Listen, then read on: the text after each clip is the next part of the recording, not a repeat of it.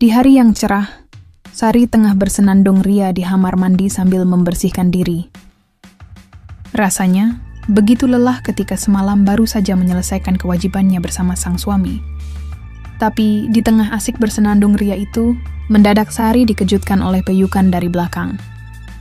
"Dek, lagi ya," ujar sang suami membuat Sari menoleh kaget.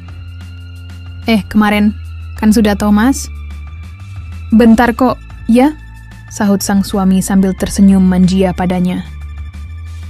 Begitulah kehidupan Sari dan Herman dalam menjalani kehidupan rumah tangga mereka. Tapi sebelumnya, siapa yang mengira jika dulunya Herman merupakan bapak mertua dari Sari? Dan jika bukan karena sebuah insiden waktu itu, mungkin mereka tak akan berjodoh dan tak akan berumah tangga seperti saat ini. Sebelumnya Sari merupakan istri dari Ronald. Keduanya sudah 3 tahun mengarungi biduk rumah tangga. Menurut Sari, Ronald merupakan tipe pria yang baik dan perhatian sebelum ia mengetahui sifat asli sang suami. Selama menjalani rumah tangga, keduanya tak pernah mengalami masalah berarti. Meskipun selama 3 tahun tersebut, mereka belum juga diberi momongan. Tapi hal itu tidaklah menjadi beban. Hanya saja, sebagai wanita, Sari pun mendambakan bisa menimang momongan. Apalagi jika melihat teman-teman yang seusianya, yang rata-rata sudah memiliki anak 2. Setiap kali Sari berdiskusi masalah momongan, entah mengapa Ronald terkesan menghindar. Sari sendiri tak tahu apa masalahnya. Menurutnya, kalau sudah memutuskan berumah tangga, maka tak lengkap rasanya jika tak ada momongan. Sari ingin ikhtiar bersama Ronald. Tapi tiap kali Sari mengajak suaminya memeriksakan diri ke dokter, Ronald selalu beralasan dan tidak ada waktu.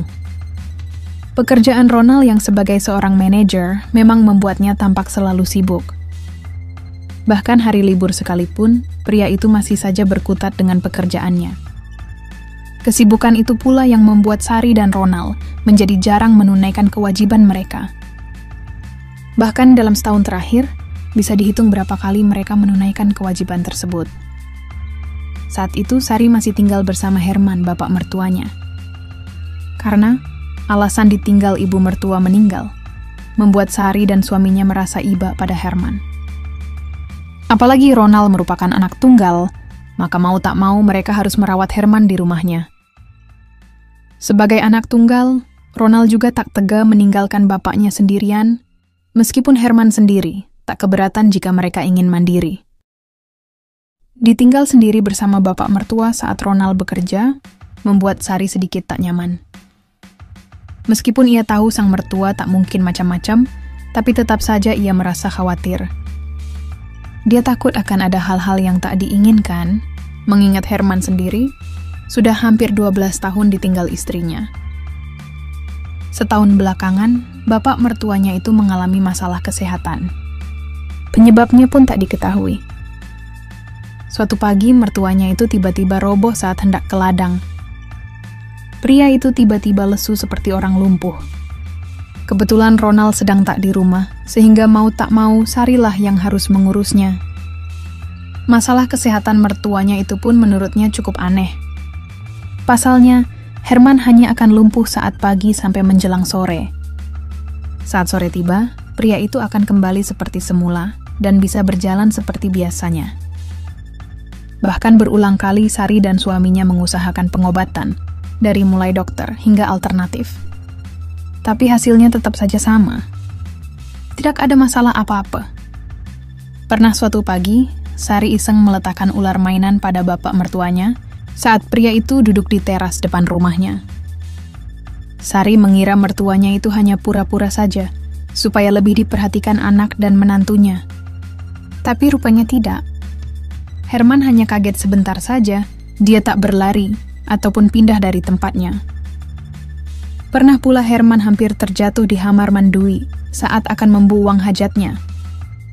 Tiba-tiba pria itu mendadak lemas, padahal sebelumnya bisa berjalan normal. Dan sejak saat itu pula Sari percaya, jika sang mertua memang mengalami masalah kesehatan yang langka. Meski begitu, Sari dan suaminya terus mengusahakan agar Herman kembali seperti sedia kala. Kegiatan Herman pun juga terbatas di malam hari saja. Dan hal itu pula yang membuat Sari sering merasa cemas. Kadang ia hampir tak tidur jika ditinggal suaminya bekerja. Ia khawatir mertuanya itu tiba-tiba masuk kamarnya, atau hal-hal buruk lainnya. Sampai suatu ketika Pak Bambang, salah satu tetangga mereka, menyarankan membawa Herman pada seorang terapi kenalannya. Pak Bambang mengatakan, orang tersebut bisa menyembuhkan berbagai masalah kesehatan hanya dengan 3 kali pertemuan saja. Sejujurnya Sari sedikit ragu, pasalnya ia merupakan tipikal orang yang tak percaya dengan hal-hal yang tak masuk akal. Tapi karena tak ada pilihan lain, akhirnya Sari pun setuju untuk membawa bapak mertuanya itu ke sana. Pada hari yang telah ditentukan, Sari pun membawa mertuanya ke tempat terapi itu berada. Tentunya setelah meminta alamat pada Pak Bambang tetangganya. Sementara Ronald tak bisa ikut karena ada pekerjaan di luar kota. Entah hanya alasan saja karena tak ingin repot, atau memang ada pekerjaan sungguhan, Sari juga tidak tahu. Belakangan, kehidupan rumah tangga mereka memang sedikit hambar. Bahkan sudah hampir 2 bulan lamanya, mereka tak menunaikan kewajiban malam. Singkat kata, Sari akhirnya menghentikan mobilnya di sebuah halaman rumah yang tampak asri. Lebih mirip rumah singgah daripada klinik terapi. Waktu sudah menunjukkan jam 7 petang, Sari melangkah menuju pintu sambil membawa Herman menggunakan kursi roda. Di sana rupanya ia sudah disambut seorang wanita yang merupakan karyawan di sana. "Maaf, ini benar kediaman Bu Katmini," ujar Sari ketika di depan pintu. "Betul, Bu. Mari silakan." Sahut wanita itu mempersilahkan Sari menemui Bu Katmini di ruangannya. Sari pun berjalan mengikuti wanita itu dengan membawa serta mertuanya. "Selamat datang, Pak, Bu. Mari silahkan." Bu Katmini menyambut mereka dengan ramah. Setelah dipersilahkan duduk, Bu Katmini pun mulai menanyakan keluhan yang dialami mertuanya.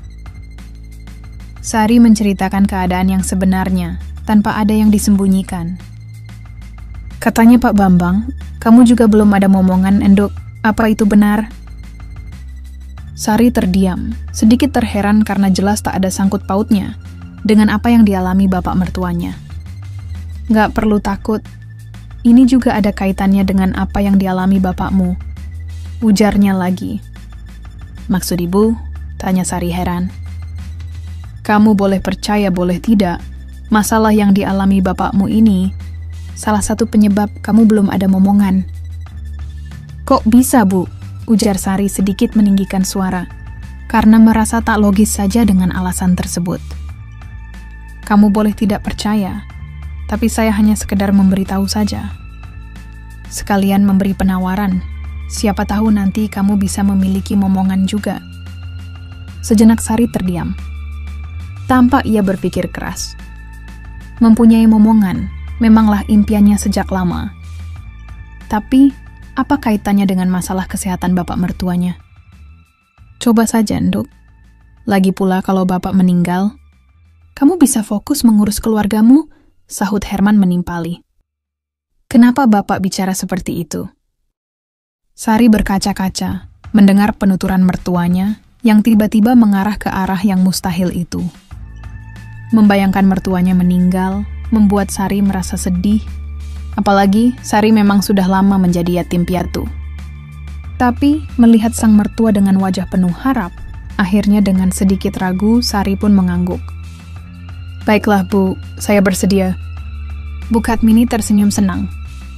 Wanita tua itu juga mengatakan tak perlu memikirkan biaya, sebab tidak semahal pergi ke dokter. "Mulai dari bapak dulu saya periksa. Dan kamu bisa beristirahat di kamar tamu," ujar ibu itu, lalu memanggil seorang karyawannya untuk mengantar Sari ke kamar tamu. Selama menunggu mertuanya, Sari diliputi rasa bimbang.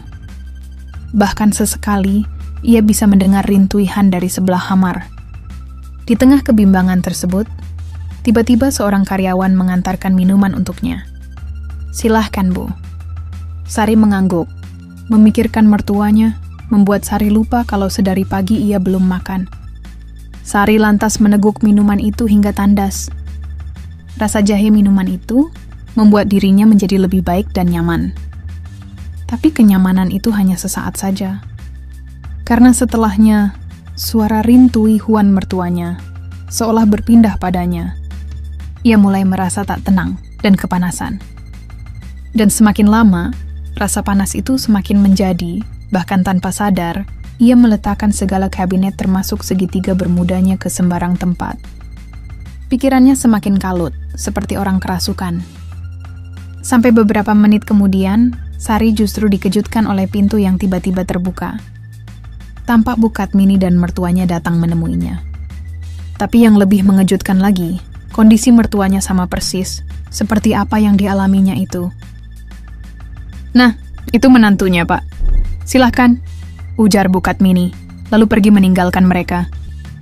Sari tertegun sesaat, ia benar-benar tak mengerti maksud tujuan Bukatmini mengantar Herman menemuinya. Tapi anehnya, melihat sang mertua sedemikian rupa, apalagi dengan hikmahnya yang telah hormat, justru membuat keinginannya timbul saat itu juga. Sari yang semula tak ada pikiran apa-apa justru diam ketika sebuah sambutan dihaturkan mertuanya. Hingga sepersekian detik, haluan mereka berubah menjadi memberi dan menerima. Sari yang dilanda angin mulia dengan segera menyiapkan sajian-sajian istimewanya. Sementara Herman yang sudah lama tak mendapat siraman rohani, senantiasa memberi perhatian pada sajian tersebut. Saat itu, hal yang selama ini Sari khawatirkan, akhirnya menjadi kenyataan juga. Dalam keadaan semrawut, Sari tak bisa berkonsentrasi dengan baik. Bahkan ketika Herman mulai melajukan perahu pada pelabuhan, Sari justru mengalami banjir bandangnya tiba-tiba. Sari seolah lupa pada suaminya, karena yang ada dalam pikirannya hanyalah saran dan solusi dari mertuanya. Tak ada sedikit pun penyesuaian di benaknya, karena terbukti suara ceramah Sari begitu membahana. Herman berusaha membawa Sari hanyut akan aliran nirwana. Dan ternyata usaha tersebut tak sia-sia, karena setelahnya, baik Sari maupun Herman akhirnya tiba di pangkalan militer udara bersama-sama. Paginya, mentari bersinar melalui celah jendela di sana. Sari terjaga ketika waktu menunjukkan jam 8 pagi. Wanita itu menoleh ke arah samping, mendapati mertuanya tengah tersenyum manis padanya. "Bapak sudah mendingan?" Sari bertanya, karena jika memang usaha semalam berhasil, artinya Herman sudah pulih dari masalah kesehatannya. Dan rupanya benar saja, Herman pun mengangguk. "Sudah lebih baik dari sebelumnya, Dok. Terima kasih ya, Bapak banyak berhutang budi sama kamu," ujarnya sambil tersenyum. "Ah, sudahlah Pak. Yang terpenting sekarang adalah kesehatan Bapak," sahut Sari kemudian. Selanjutnya, keduanya pun berbincang-bincang seperti biasa. Seolah keduanya telah melupakan apa yang dilalui semalam. Sampai tak lama kemudian, keduanya menoleh tatkala mendadak pintu kamar terbuka. Tampak Bukatmini tersenyum, melihat interaksi menantu dan mertua itu. "Ada hal yang ingin saya sampaikan pada kalian. Saya tunggu di ruangan saya sekarang," ujar wanita itu, sambil berlalu meninggalkan mereka. Singkat kata, setelah membereskan diri, Sari dan mertuanya itu menemui Bukatmini di ruangannya. Herman pun sudah bisa berjalan seperti semula, meski sedikit pelan, dan membutuhkan bantuan. "Jadi gimana?" Bukatmini memulai percakapan ketika keduanya duduk berhadapan dengannya. "Sebenarnya Bapak kenapa, Bu? Kenapa solusinya harus seperti itu?" tanya Sari. "Sudah lama bapakmu menduda dan membutuhkan siraman juga. Buktinya, selesai taram tam-tam kemarin, langsung ada perubahan toh." Ibu itu terkekeh sambil tersenyum pada Sari. "Tapi bagaimana dengan suami saya, Bu? Bukankah itu artinya kami berkhianat?" "Siapa yang mengkhianati siapa? Tidak ada yang berkhianat di sini." Bukatmini lantas beranjak, lalu berbisik pada Sari. "Kecuali suami dan sahabatmu." Sari terheran, tak paham dengan maksud ucapan wanita itu. Bu Katmini kemudian mengambil ponselnya, lalu memberitahu beberapa foto dan video yang membuat Sari tersentak, terkejut, dan tersulut emosinya. Sari segera meraih ponsel tersebut dan memperhatikan dengan seksama. Di sana tampak jelas jika sang suami, skibidi papap dengan Siska, sahabatnya. Sari tak bisa berkata-kata, begitu mengetahui kenyataan yang sebenarnya. Belum selesai ia memperhatikannya, tiba-tiba Herman merebut ponselnya. Bagaimana ibu bisa mendapatkan semua ini? Saya tidak sembarangan menerima pasien, Pak. Menolong orang yang dikhianati adalah salah satu keahlian saya. Tapi, wanita itu menjeda penjelasannya. Tapi kenapa, Bu? Tanya Herman.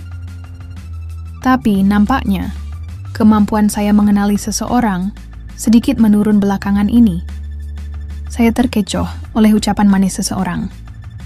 Maksud ibu? Tanya Sari penasaran. Iya, mereka kesini beberapa waktu lalu. Mengaku sudah lama menikah dan belum juga memiliki momongan.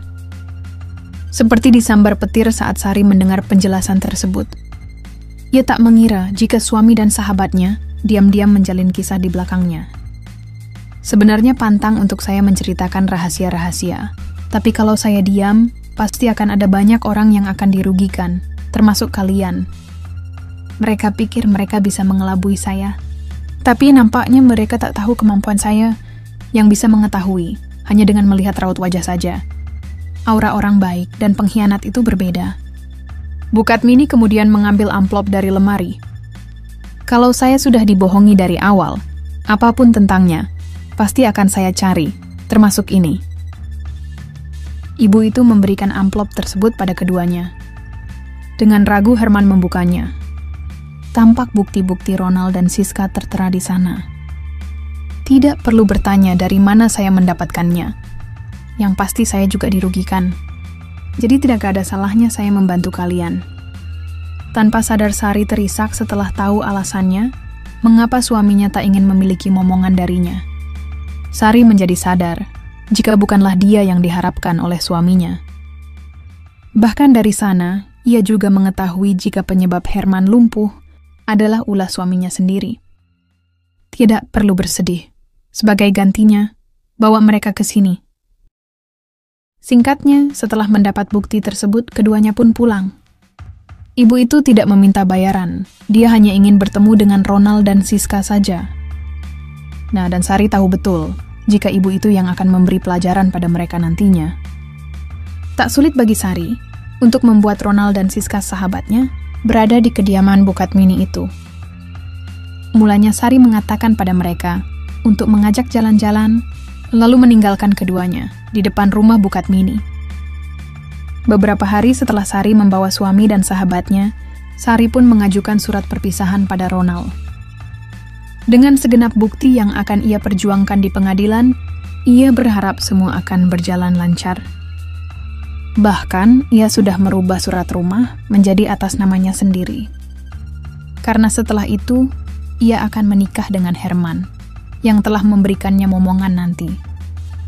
Ya, beberapa hari setelah insiden mulia dengan mertuanya, Sari pun halimah, hasil jerih payah mertuanya. Begitulah kisah antara Sari dan mertuanya. Semoga dengan kisah ini kita semua dijauhkan dari sikap tak terpuji. Termasuk lebih selektif lagi dalam memilih teman selanjutnya. Amin ya Rabbal Alamin.